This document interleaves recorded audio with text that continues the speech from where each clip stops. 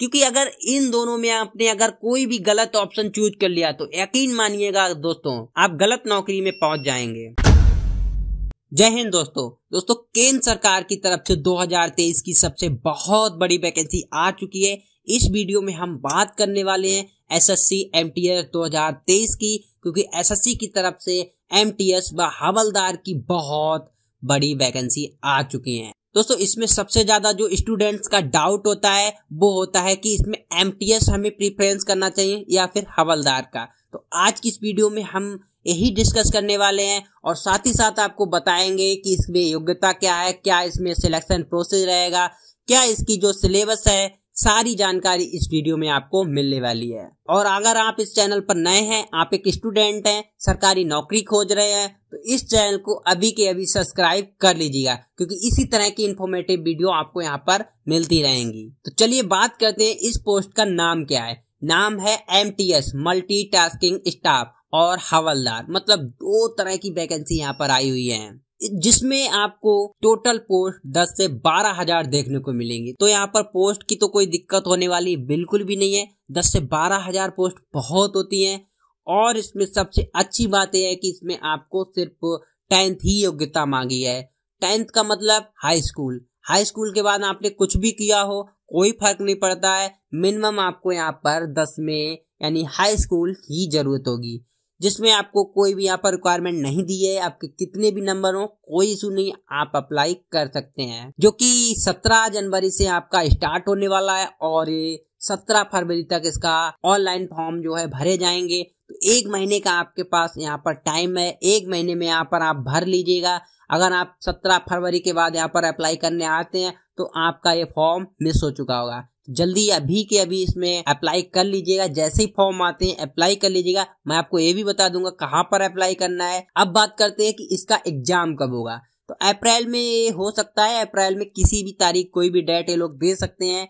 तो अप्रैल में इसका एग्जाम हो सकता है। और अगर उम्र की हम बात करें तो इसमें उम्र जो है वो है 18 से 25 साल। अगर आपकी उम्र 18 से 25 साल है और हाई स्कूल पास किए हुए हैं तो आप इसके लिए अप्लाई कर सकते हैं। अब सबसे महत्वपूर्ण बात जो होती है इसकी सिलेक्शन प्रोसेस क्या है। ज्यादातर लोगों का यही डाउट होता है कि इसका सिलेक्शन प्रोसेस क्या है, किस तरह से हम इसमें सिलेक्ट हो गए। तो चलिए बात करते हैं इसका सिलेक्शन जो प्रोसेस होता है वो सबसे पहले इसमें होगा रिटन टेस्ट, जो कि सीबीटी होता है, मतलब कि कंप्यूटर बेस्ड टेस्ट। मतलब अगर यहाँ पर आपको कंप्यूटर के ऊपर टेस्ट देना होगा। इनके बहुत सारे यहाँ पर सेंटर्स होते हैं, वहां पर बहुत सारे कंप्यूटर्स लगे होते हैं। उन सेंटर्स पर जैसे ही आप जाएंगे आपके रोल नंबर के हिसाब से एक आपको कंप्यूटर दे दिया जाएगा। वहां पर आपको रोल नंबर रजिस्ट्रेशन नंबर डालना है, आपका एग्जाम शुरू हो जाएगा। अब दूसरे नंबर पर जो आता है वो आता है डिस्क्रिप्टिव पेपर। डिस्क्रिप्टिव पेपर क्या होता है, इसमें एक्चुअली आपको निबंध वगैरह लिखने होते हैं। निबंध वगैरह मान लो कोई करंट अफेयर, करंट में कोई चीज चल रही है वो उसके ऊपर आपको निबंध लिखना पड़ सकता है। जैसे मान लो कोरोना या कोविड जो भी हो गया, कोई भी करंट में जो भी ट्रेंडिंग चीज चल रही है उसके ऊपर आपको यहाँ पर निबंध लिखना होता है, वो होता है डिस्क्रिप्टिव पेपर। आगे बताएंगे कितने नंबर, कितने इसमें मार्क्स आते हैं, कितने नंबर का क्वेश्चन आता है, वो सारी चीजें आगे बताएंगे। तो वीडियो को बिल्कुल भी मिस मत कीजिएगा।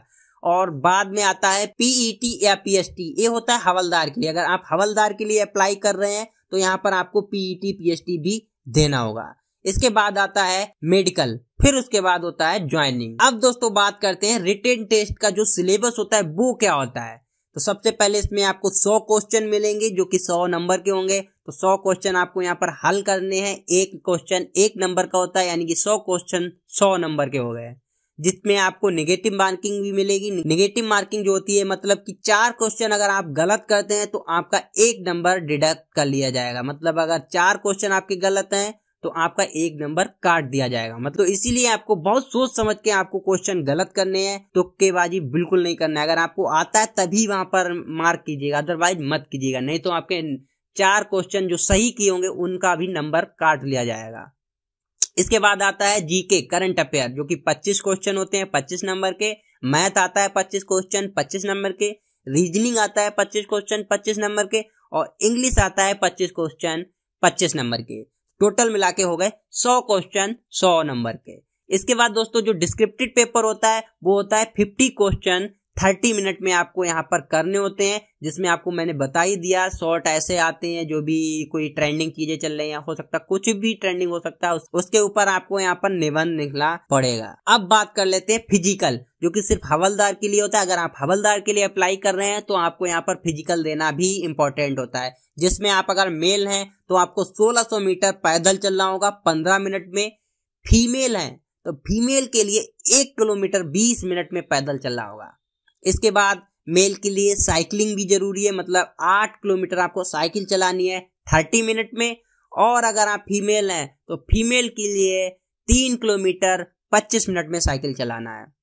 मेल के लिए यहाँ पर वेट का कोई रिक्वायरमेंट नहीं है, वेट तो मेल का ऑलरेडी अच्छा ही होता है। लेकिन अगर आप फीमेल हैं, महिला हैं, तो आपको 48 केजी आपका वजन रिक्वायरमेंट है। 48 केजी वजन है तभी यहाँ पर सिलेक्शन आपका हो सकता है। मेल के लिए यहाँ पर चेस्ट जो है वो 76 से 80 सेंटीमीटर होना अनिवार्य है, जबकि फीमेल के लिए यहाँ पर कोई अनिवार्य नहीं है।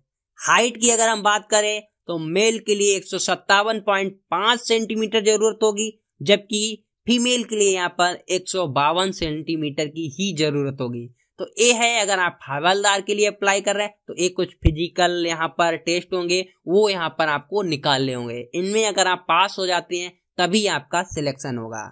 चलिए अब बात कर लेते हैं जो सबसे महत्वपूर्ण, जो सबसे इंपॉर्टेंट है, वो है आपकी जॉब प्रोफाइल। आपको जॉब प्रोफाइल कौन सी चूज करनी चाहिए। ज्यादातर जो स्टूडेंट्स होते हैं वो यहीं पर आके हिलक जाते हैं कि उनको एमटीएस चूज करना चाहिए या फिर हवलदार, क्योंकि अगर इन दोनों में आपने अगर कोई भी गलत ऑप्शन चूज कर लिया तो यकीन मानिएगा दोस्तों आप गलत नौकरी में पहुंच जाएंगे। इसीलिए यहाँ पर आपको बहुत सोच समझ के अप्लाई करना है। तो चलिए बात करते हैं कि एमटीएस होता क्या है। Multitasking staff. मल्टीटास्किंग स्टाफ का मतलब होता है कोई भी उपनिरीक्षक या निरीक्षक होता है, उसके जो ऑफिस में जो भी काम होते हैं, मान लो कोई फाइल पहुंचाना हो गया, कोई टाइपिंग करना हो गया, या हो सकता है आपको मेल करना पड़ जाए, कोई फाइल निकालना है, या एक टेबल से दूसरे टेबल तक कोई फाइल पहुंचाना है। कोई भी काम आपको यहाँ पर ऑफिस से रिलेटेड करने पड़ सकते हैं। तो मेरे ख्याल से बहुत अच्छी जॉब है मल्टीटास्किंग स्टाफ की। और हवलदार तो आप जानते हैं क्या होता है, कहीं भी आपकी नौकरी लग सकती है, रात में, दिन में, या कहीं भी ऑफिस गेट बाहर लग सकती है, ऑफिस के बाहर हो सकती है,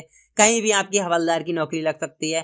तो मेरा जो प्रीफरेंस रहेगा वो यही रहेगा कि आप एमटीएस में सबसे पहला प्रीफरेंस दें, उसके बाद हवलदार। आपको अगर हवलदार नौकरी मिलती है तो वो इतनी अच्छी नहीं होती है, एमटीएस को आपको पहला प्रीफरेंस देना जरूरी है। कमेंट बॉक्स में हमें जरूर बताएं कि आपको इन दोनों में से कौन सी नौकरी पसंद है। इसके साथ साथ आपके दोस्तों को भी ये नौकरी पसंद है तो उनको भी ये वीडियो अभी के भी शेयर कर दीजिएगा। तो आज के लिए दोस्तों इतना ही, मिलते हैं एक नई वीडियो में एक नई सरकारी नौकरी के साथ। तब तक के लिए जय हिंद दोस्तों।